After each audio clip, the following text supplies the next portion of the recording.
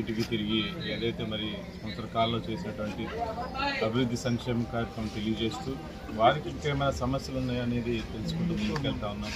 మరి ఏ ఇంటికి వెళ్ళినా కానివ్వండి ప్రజలందరూ కూడా చాలా సంతోషంగా ఆనందంగా ఉన్నారు. సంవత్సర కాలంలో మరి ఏదైతే ఒక మంచి ప్రభుత్వాన్ని ఏర్పాటు చేసుకున్నామో దానికి అనుగుణంగానే మాకంతా కూడా మంచి జరుగుతూ ఉంది. ఇచ్చిన హామీలన్నీ కూడా నెరవేరుస్తూ ఉన్నారని చెప్పేసి వారందరూ కూడా చాలా మంచిగా స్పందిస్తూ ఉన్నారు ప్రతి ఒక్కరూ కూడా అని చెప్పి అందరికి తెలియజేస్తూ ఉన్నాను.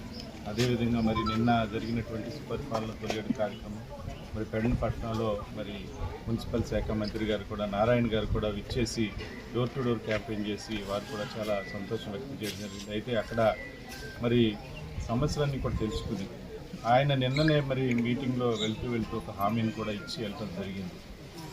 ఆ హామీని 24 గంటలు కాకముందే మరి ఆయన ఏదైతే అమౌంట్ ఇస్తా అన్నారో 20 లక్షల రూపాయలు దాన్ని వెంటనే కూడా శాంక్షన్ చేసినటువంటి ఘనత మరి మున్సిపల్ శాఖ మంత్రి నారాయణ గారికి దక్కిందని చెప్పి మరి వారికి మరి పెడన పట్టణం తరపు నుంచి వారికి హృదయపూర్వక ధన్యవాదాలు తెలియజేసుకుంటా ఉన్నాను. అదేవిధంగా ఆయన ఏదైతే మిగతా 2 కోట్లు కూడా మరి పెడనపట్నం డెవలప్మెంట్ యాక్టివిటీస్కి నిధులు కేటాయిస్తా ఉన్నారో వాటిని కూడా త్వరలోనే మరి కేటాయిస్తాం, వెంటనే ఆమోదించి ప్రతి ఒక్కరికి కూడా అందజేస్తామని కూడా తెలియజేశారని చెప్పి సందర్భంగా తెలియజేసుకుంటూ మరి ఈ కార్యక్రమంలో ఈ సంవత్సరం పాలనలో ప్రతి ఒక్కరం కూడా భాగస్వామిగా ప్రతి సంక్షేమ కార్యక్రమాన్ని అర్హులైన